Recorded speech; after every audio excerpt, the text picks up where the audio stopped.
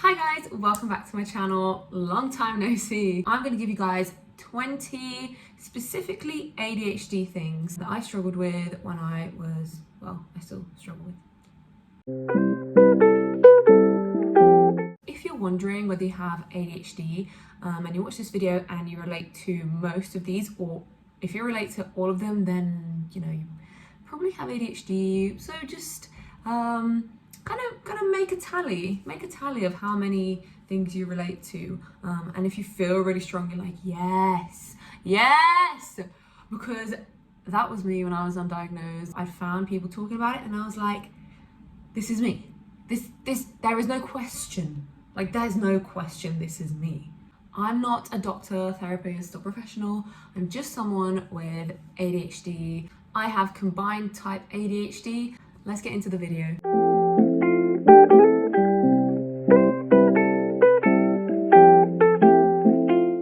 Number one, treatment-resistant anxiety or depression. So if you've had anxiety or depression or both, and you've tried medications, you've tried therapy, and it hasn't really worked and you're still struggling, that's number one. Number two, you've tried CBT therapy and it only made you more frustrated. Number three, your inability to focus on the right thing and complete tasks has hindered you and made you change your career. If your struggles that you suspect are ADHD have made you change your career because it's too hard or because you think you can't do it for some ADHD reason, then, you know, tick this off. Number four, you don't remember you have things unless you can see them. This can be food, so if you've got like something in the bottom of the fridge, it might be left there, you know, for the whole week, and then you find it at the end and see that it's moldy because you just look at the shelves that you see. I mean, that's what I do. Number five, feeling like a ticking bomb. Like if someone annoys you in the slightest, you're gonna explode. So having this feeling of just like frustration and just like bubbling most of the time,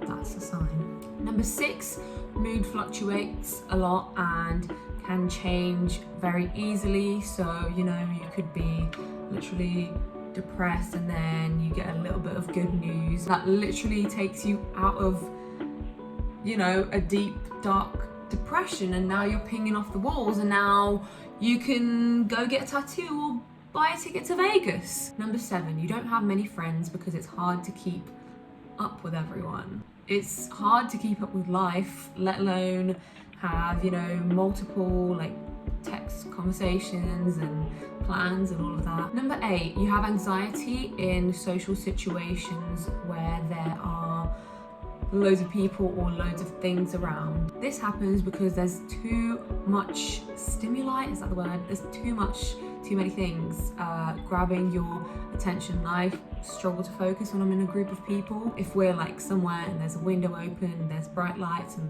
you know, multiple people talking at once, I'm like, I can't listen to the person that's talking because I'm just so kind of overwhelmed by everything going on around me. Number nine, this is a big one. You can't stick to a routine.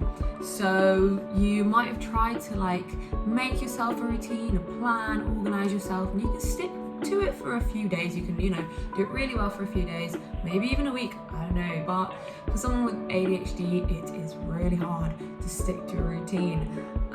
So yeah, if you have a pattern of being like, oh, I'm gonna do this and it's gonna be amazing, and you write an amazing plan and you do it for a few days and then you go, yeah, that's, I'd say, you know, take that one off. Number 10, you struggle with your finances.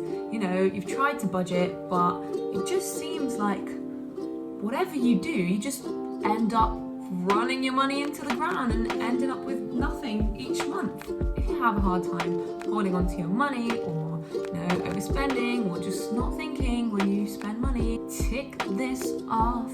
Number 11, being flaky. People with ADHD can be flaky and cancel on plans often because of so many reasons.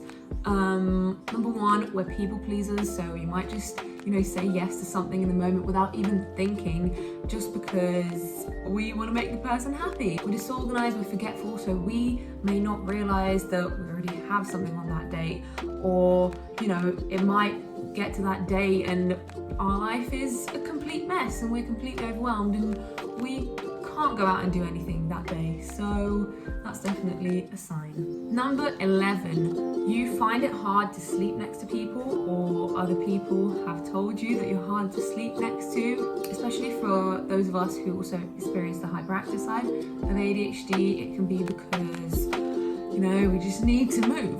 We need to move. Or you're fidgeting, or you have tics that annoy the other person.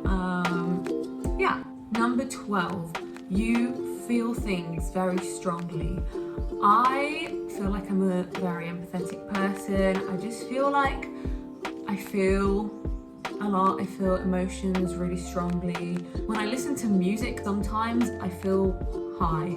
Like I genuinely, like my body's tingling and I feel high. Like I'm just a very, very feeling person. When I feel excitement, when I'm excited for something, it can be something that for other people will be like, oh my god, that's great. But for me, it's like I'm on drugs. It's like I'm on drugs, you know, it's like free drugs. Don't do drugs. I don't do drugs. But when I'm really excited about something, I will ping off the walls and I will squeal and I will scream and I will literally probably hurt myself from jumping around so much. So if you relate to that. Number 12, I hope this is number 12, finding reading difficult. If you find it hard to read, and you find yourself having to read the same thing over and over again, but it's not going in your head, if reading books angers you, frustrates you, or you just don't read, you've just given up because of that, because I have, that's another sign. 13, feeling out of place in society. For me, it's always been like, people like me because I am weird and I just come out with weird random stuff. But inside myself, and when I'm alone and just, you know, inside my body, I'm a very lonely person and I can't connect to very many people. There's very, very few people that I feel like I really, really mesh with and I can really be honest with myself around. So it is quite common for someone with ADHD to feel like that, you know, on the outside look like you're so outgoing and yay, but on the inside just feel like an alien. Like, I don't want to say like people don't understand you, but in some ways people don't understand you, and this is going to lead into my next point. So my next point, number 14, is people are always telling you, just organize yourself, just, you know, get up and do it. Yeah, you can do it, just budget, just plan your money better. But they don't realize that these are the things you're struggling with. And of course, if you're not diagnosed with ADHD, people won't know why you're struggling with these things, and they'll just think, oh, that's a regular human just being lazy. And that can make you feel like you're just a failure and like you don't fit in because the people around you are managing to do these things, and you understand, you know what organizing yourself is, you know what budgeting is, you just can't seem to do it. Number 15, feeling like you've worked really, really hard, like it's been excruciating and really mentally exhausting to get where you are, but you haven't gotten that far. Like, for the amount of work that you put in, you should be like there, but you're just like mediocre. Number 16, people around you express their disappointment in you, whether it's that you've left your job, you've left your dream school, you make silly decisions. They just can't seem to understand why you do certain things. And for me, I've done all of those things. I've left my dream school, I've left so many jobs. You know, people don't understand why you shaved all your hair off, even though you hate short hair.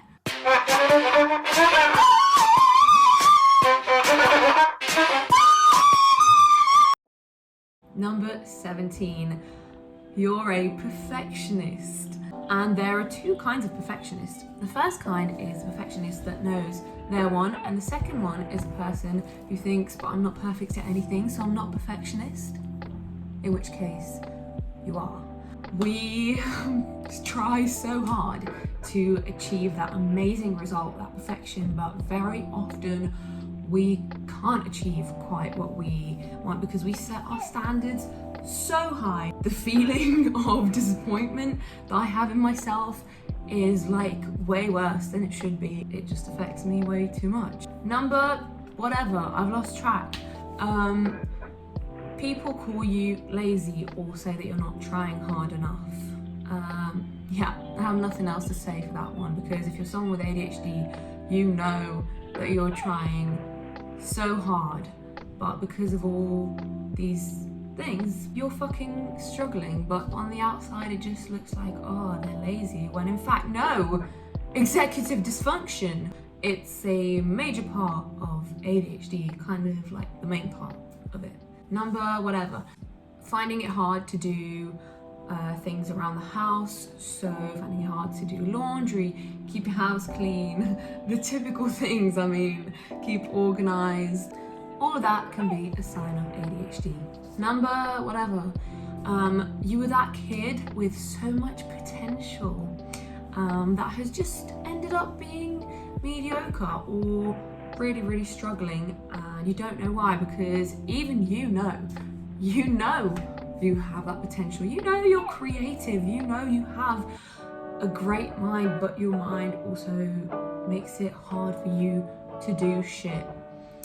If that resonates with you, then that's another sign that you might have ADHD. Time blindness. So when I found out I had ADHD and I researched more, I was like, I don't have this.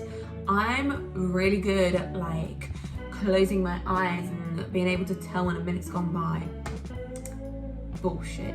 For me, what I feel time blindness is like is I always feel like I'm running out of time. I just always feel that. I feel like I'm running out of time and I have so many things to do and I don't know how to do them or how to start, and if I start it's going to take the whole day, so maybe I shouldn't start, but then if I don't, I'm just not going to do it. But how am I going to get everything done? So that's kind of what it feels like to me, looking at the dishes and thinking that's going to take 2 hours, and I have to do my homework. My homework's going to take 3 hours, and then I need to eat as well. I need to paint my nails. I need to wash. Oh my god, how am I going to do all this in one day? And I need to write it down first. But you're stuck. I don't feel like doing it. I don't feel like I can write this down. What do I even need to write down? What do I even need to do? Oh my god, I'm running out of time and I need to do all these things. So that's kind of what it feels like for me. Thank you guys so much for watching this video. Please subscribe if you want more content on mental health and ADHD and OCD. Subscribe below, like this video because it really helps me in the YouTube algorithm.